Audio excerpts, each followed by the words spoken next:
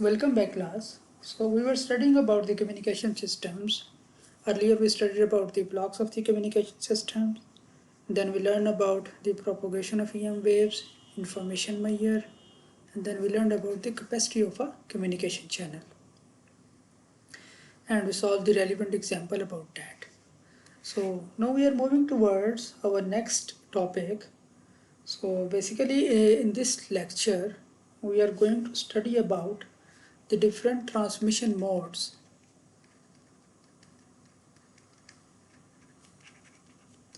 that if you want to communicate, what are the different transmission modes for that. And then we are going to learn about the logarithmic scale, or we call this decibel scale. Okay, the importance of the decibel scale, why we use it, what are the different applications of that. Okay, and after that, in this chapter we will learn about the different kind of noises and noise figure. So let's see the first topic. So in communication, basically if we categorize the transfer of information with respect to the modes, there are three different ways. The first one is called simplex mode or simplex system. Simplex system is that one person is just transferring the data at one time. For example, this is a keyboard, for example, and keyboard is transmitting the data to your monitor. You are just typing. Okay, only one person can transmit data at one time, so that will be a simplex system. Okay, for example, TV radio broadcasting, that you are capturing the TV signals using antenna, or radio signals using a radio. So radio is just transmitting, okay, and you, the user, is just capturing that signal. Okay, so that is called simplex system. Half duplex system is that both person, okay, for example, there are two computers, they can communicate with each others. Okay, this can also communicate with that, this can also communicate with that. Okay, but one at a time. Okay, one at a time. For example, walkie-talkie. Okay, so if you want to use walkie-talkie, so only one person will speak at a time, other person will wait, and then once that person finish, second person will start its communication. So the limitation is half duplex, one at a time. Full duplex system. Okay, full duplex system is that two systems can communicate with each others with no limitation of wait. Okay, for example, if you talk about mobile phone systems, if you're talking to your friend, so either you speak or your friend speak, you can both communicate. You both can transfer the information at the same time, okay, with no limitation of time. So this is called full duplex systems. Okay, so there are certain advantage and disadvantage of the full duplex system, which we will discuss in the live session. I have one question here for you. Which system will require more bandwidth and why? If we have these three systems, which system will require more bandwidth? That is my question for you, and we will discuss this thing in the live session. Second is the decibel scale, okay, the measurement of the power. So basically, if we talk about the communication signals, okay, we have a wide range of variation. For example, let's say this is a one random signal. So if you see here the amplitude of this signal, so this is the amplitude scale. Okay, so in the amplitude of this signal we have a lot of variation. We have peak value here, here we have very small values and variations. Okay, so basically if we have very small variations, okay, and if you are doing some calculations, so it becomes very difficult. Okay, the chances of error will be high. For example, if you are doing hand calculation and you have to write this number 0.0001 versus 0.000150, okay, or even if this is a big number, for example this one, so there is a high probability that a person can make a mistake by entering in zeros. Okay, so to overcome these issues, these problems, okay, we use a logarithmic scale. Okay, we use a logarithmic scale. Okay, let's see one example. And the advantage of the logarithmic scale, when we move to the logarithmic scale, the handling of the smaller number become very easy. Okay, it's very easy to handle the smaller number. So decibel is a scale which is actually used for such purpose. So we can calculate the decibel value. For example, if we have the power readings, okay, for example, input power and the output power, okay, and if we want to calculate the decibel reading, so we will take the ratio of these two values, okay, like P1 divided by P2, okay, input over output, okay, and if you want to calculate the dB value, you take the 10 log of that, 10 log 10 of that, so that will give us the dB value. Okay, so the important thing is, whenever we are taking the ratio, make sure that both quantities are in the same units. Okay, for example, power, both quantities are in watt, or for example both quantities are in milliwatt, so its unit should be same, so that the decibel will become a unitless. Okay, for example, watt divided by watt, both will be cancelled out, so decibel will become a unitless quantity. So this is one example of the difference between a linear scale and a decibel scale. We will see this example in the live session. What is the importance of the decibel? Again, this is the same thing, and basically when we take the ratio of output power and input, there is a specific name for that in communication system, which is called power gain. So decibel is basically the ratio of the two quantities.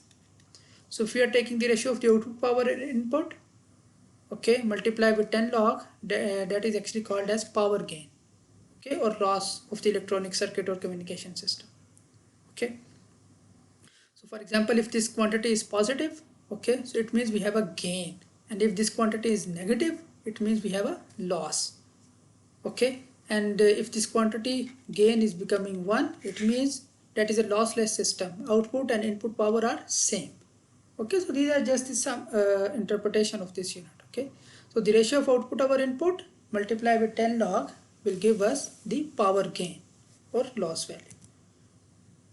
So this is some examples. For example, let's say the ratio of like output power over input power is 1. Okay, so if you take logarithmic, like 10 log of this value, okay, log of 1 will be 0, okay, so it will be 0 dB. Okay, and for example, let's say if we have the value of 2, so 10 log of 2, it will be 3 dB.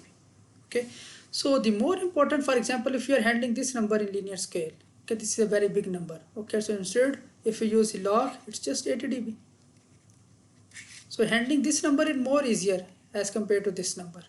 Okay, similarly, if we go in the the less than 1 values, so for example, if you are handling this number, or if you are handling this number, so this number will be more easier.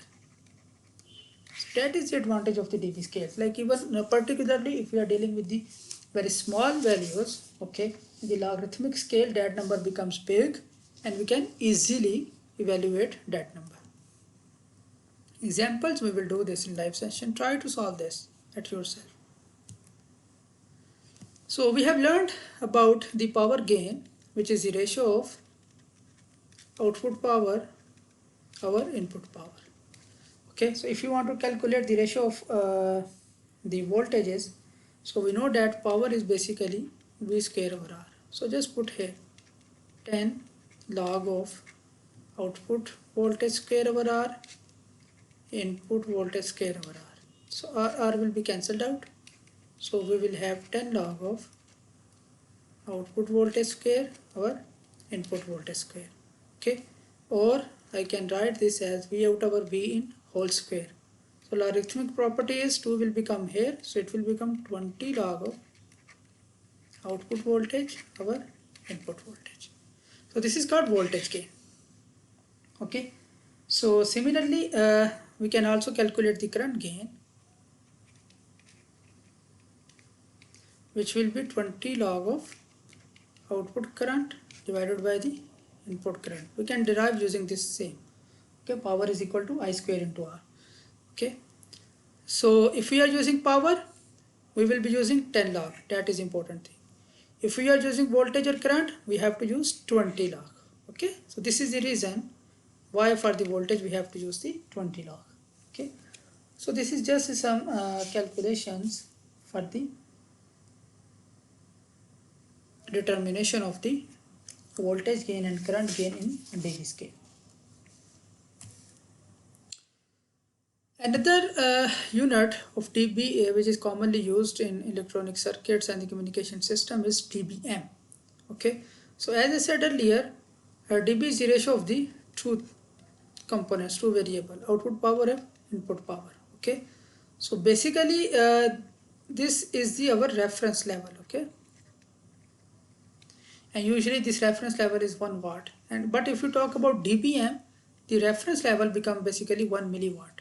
Okay, so for example 10 log of 10, your actual variable, it will be divided by 1 milliwatt. Okay, or 1 into 10 to the power minus 3 or 0.001. Okay, so this is called dBm scale. Okay, here one very important thing which I want to emphasize is like whenever we add dBm and dB, our final unit is dBm. For example, 20 dBm plus 20, it will be 40 dBm. Okay, that is direct calculations. Okay, so remember this formula, that dBm plus dB, always the net unit is dBm. Okay,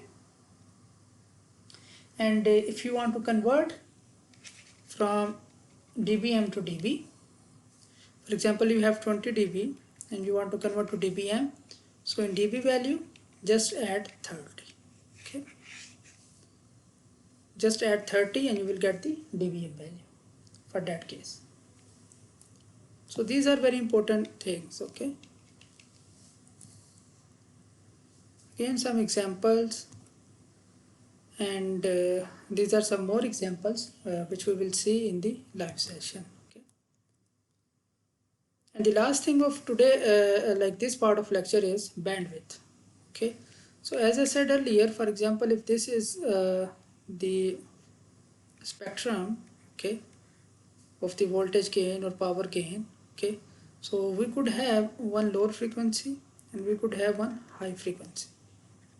Okay, for which we have almost constant value of the voltage gain or power gain or current gain. Okay, so the difference of this, okay, high minus low, is called the bandwidth. Okay, and we in the first lecture we have learned that, okay, so if you want to make an efficient communication, a better communication, okay, so the bandwidth of your channel, okay, whatever channel you are using, so bandwidth of your channel, it must be equal or greater than the rate of the channel. Okay, bandwidth of the channel must be equal to or greater than the rate of the channel. Okay, so that no lossless communication can be happened. Okay, that is from this part of the lecture. We will solve the relevant example in the live session. Thank you very much for your time.